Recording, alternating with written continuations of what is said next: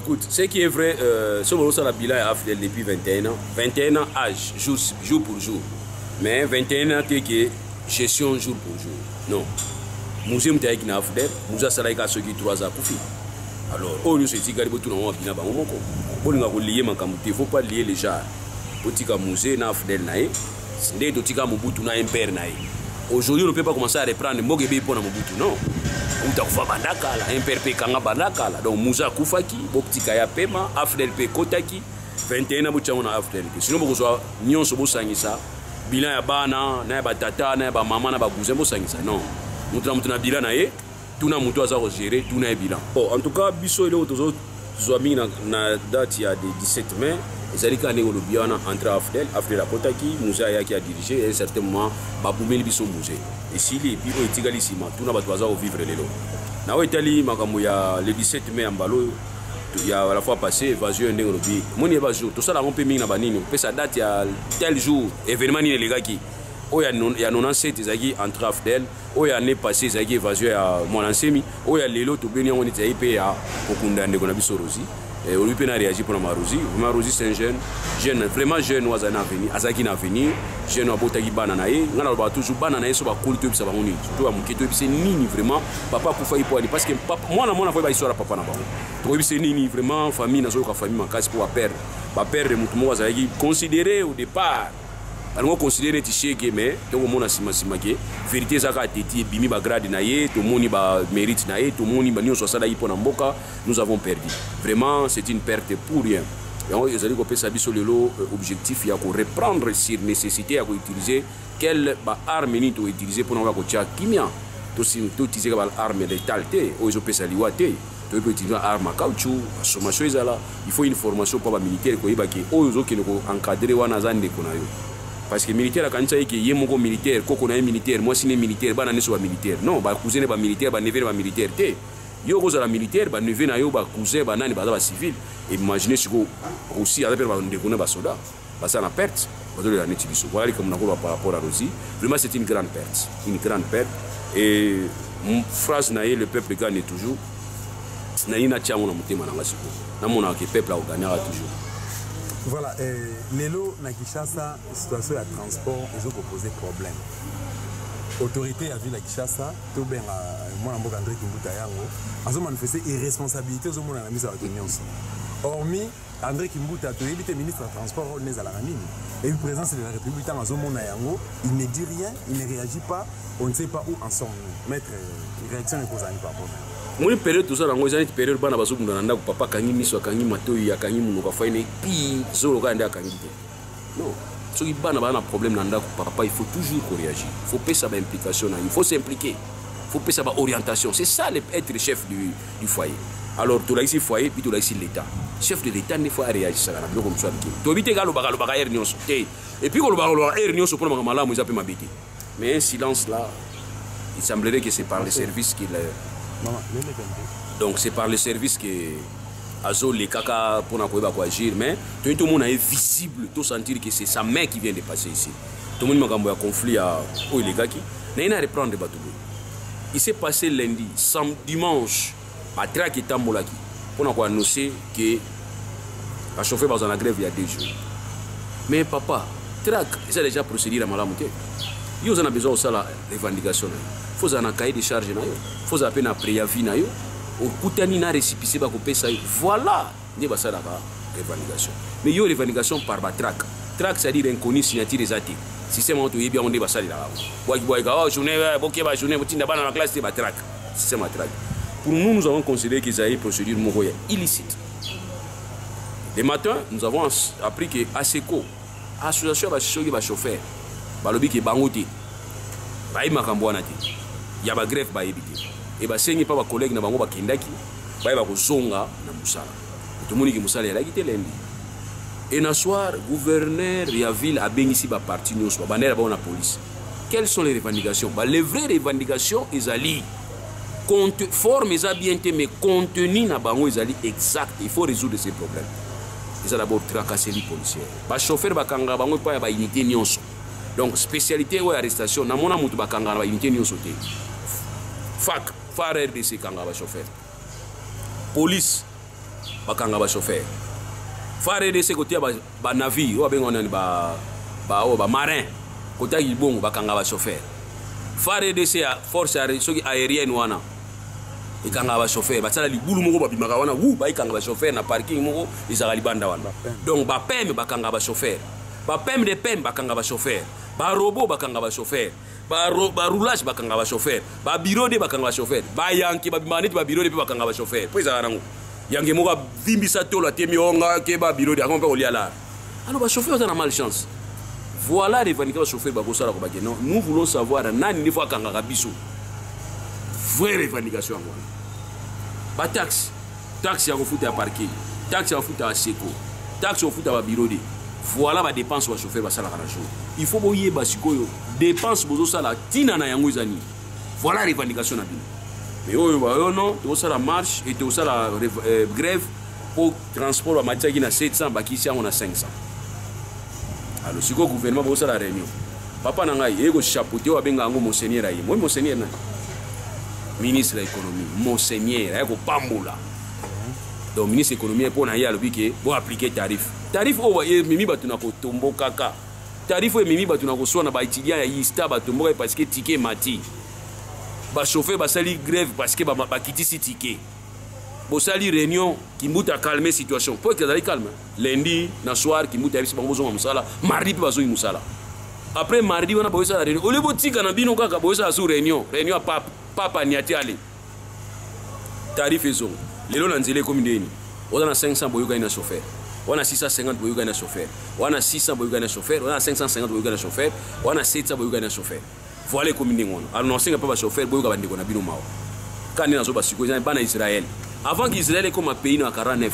et banda ina ba peuple basanganaki tiba yako luka territoire ba yako fanda wana to sangana biso na biso to landa so ba autorité te ba autorité ba communauté mobali wa boy na mwasi azokumba mutuka bokota mutuka wana te parce que boko kufa bino nyonso ba communauté ko banga est-ce que ba ko foté bango sur lobby est-ce que ba ozaso ba ministre lobby est-ce que ba ozaso ba député lobby bazo banga ndé lobby donc père à lendemain ya on ba communauté ba comme dépaysé déphasé na osinga ka ba chauffeur to yoka na bino ndo na 500 sincèrement sentir que na 500 tika ke na 550 tika ko landa susu ba parce que ministre économie bobi ke facture la SNEL ma ina courant imata facture ma ina courant imata so tuni bato SNEL bato régie de ba sabino ki si restriction à ministre économie yango ministre économie on a ça salaire bato voilà toujours profiter la même occasion de la réaction non parce que l'élo déjà le 23 na France président rwandais Paul Kagame azoka terre azala entretien personnel et privé na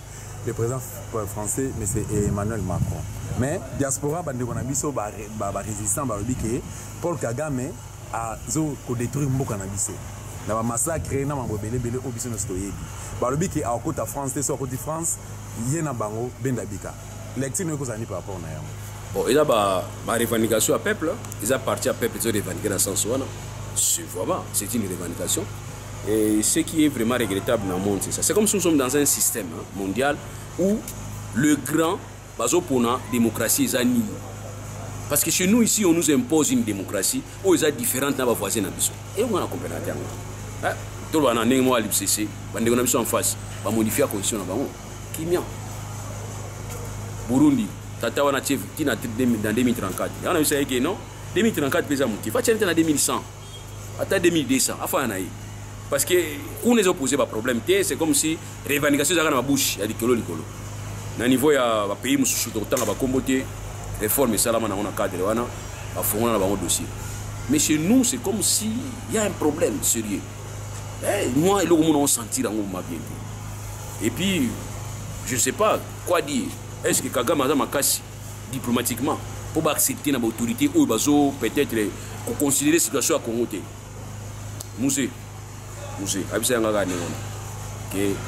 c'est comme ça. Il y a un complot là, le monde va pas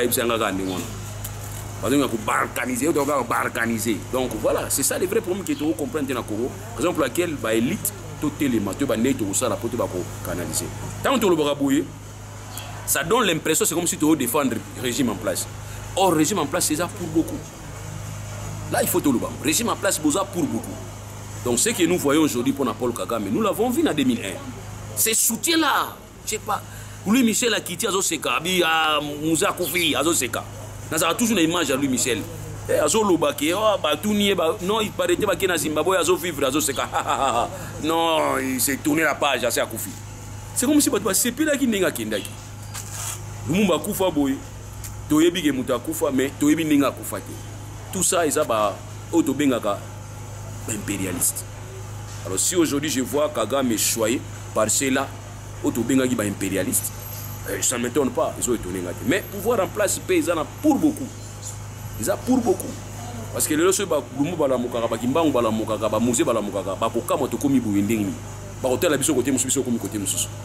donc voilà, on a vu que l'héritage n'a pas été perdre. Ça, il faut le dire. Question Souka, maître Loulou. Présence na on ensemble plateforme il y a Moïse Katumbi. Toki Samoké, okomi ko bonne kuna. Hormis yango, Jean-Claude Mvemba alors c'est lui le représentant légal il y a Congo central na kati ensemble. Est-ce que bino ba né Congo, to peut ba notable ya Congo central. Bon mandat ki Jean-Claude Mvemba na ensemble. Non, on a précisé pardon Badia. Pardon Mbadi, nazana ngana ba ensemble té. Il a lobby vraiment pardon, beaucoup de sanga kuna vraiment té. Et ça, association, structure, nous sommes dans la démocratie. Nous avons fait bisika yalingi, nous avons créé structure yalingi. Donc nous avons ensemble été, je suis désolé, nous avons ensemble été. Bon, Vieux Vwemba, vous voyez que Vieux Vwemba est leader. Vieux Vwemba est leader. Bon, Vieux Vwemba normalement à cause de la leader, aime se passer des structures naïmo. Pour ça, peine à structure naïmo. Tant que tu tant que nous avons élire nani député na Kasangulu awa. Azagi ensemble té izagi na Moïse té mais vie lobi na ma parti na oti lobi la parti na yo lobi la Kasangulu na biso lobi la Kene Kongo na biso mais na moni vie community district vie community en tout cas na biso ana vie nanga na lela fort vie pas ebike petit nanga wana ya solo comme na lela vie fort donc vie au community district la na makambo parti na yo la na makambo parti na yo eza parti na onde pesa ki onde place yo za wana eza parti no tchaki au poste et pesa ki au siège. Mais ça, ensemble, les structures, on ne sait jamais ce qui est là, lobby. Mais des fois, on les amis pour les trop personnifier. Pour il a la chance, il y a quand même un changement au Congo, pas seulement comme président. Non. Vieux, Yopé, comme président. Mais Nengazo l'année poste président, n'a pas de camo. Pose YouTube puis la pose à président banda kalozaina pose au yaya. Tu peux exemple Victor Mpoyo. Devient défunt Victor Mpoyo. Victor Mpoyo c'est quelqu'un qui a soutenu Afdel. A soutenu qui Afdel banda entré Afdel et Kabila l'a reconnu le père. Musée Laurent Désiré Kabila reconnaître que financement toujours qui a Albert Mpoyo qui considérable. Récompense pour ça là Victor Mpoyo. Tant ba commis Afdel dessus pouvoir, ba tiens qui ministre qui a pétrole. Vieux personne qui a dit ça parce qu'il a contribué.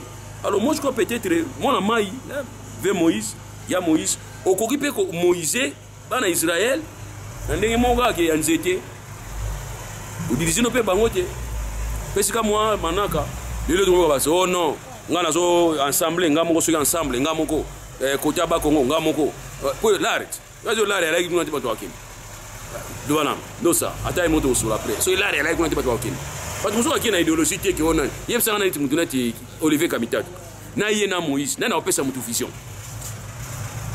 no toloba Olivier Kamitatu na Moïse ne boyebi vie omitenga moto amayele type wana siko na yena Moïse na opesa mutu vision siko yesu kwa komi porte-parole ya muto yazo pesa vision nous sommes montés dans le sens de netinga na za ba professeur Bele watanyisanga na gondi matie professeur watanyisanga wana ngobenge maître za la joina nga na gondi matia est-ce na gondi mango na gondi matia na oboya neti ba vie kumbu wana mayele makasi vie wana professeur enseignant nga wana ye maître nanga oyo kumbu professeur kumbu alichwe na yo ingana oboya mité ozoluka nga uliwa mais pourquoi ozondi mango on a dit que Moïse peut aider Batu Mingi, à quoi aider RDC. Je le dis et je le répète. Il peut aider RDC autrement. Car vous avez la présidente.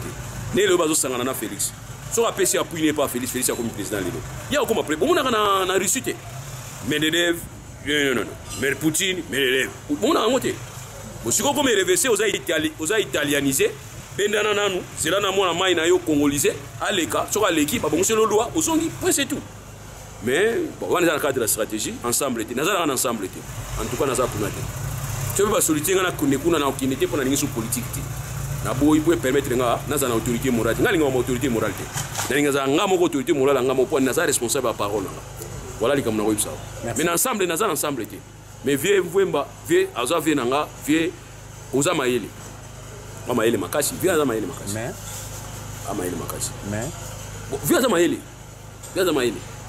ayi comprendre comme nous c'est vie mayele fort Olivier Kamitatu mayele Vwemba mayele nani Sisanga mayele nani susu vie nanga kolo 2 tours na 1 tour vie Lutundula apo yende kolo 1 tour na 2 tours to ebakatia kolo 1 tour na kolo 2 tours na 1 tour za Lutundula mayele makasi mayele tipo wana na mona ba défense na ye mais bon écoutez bon on a besoin de soutien à Moïse faut soutenir bango voilà à soutenir bango comme ça à quoi aider Congo Moïse à quoi aider Congo pour balar les autres mara wana pour faire kota les autres kota tes bien on va comme na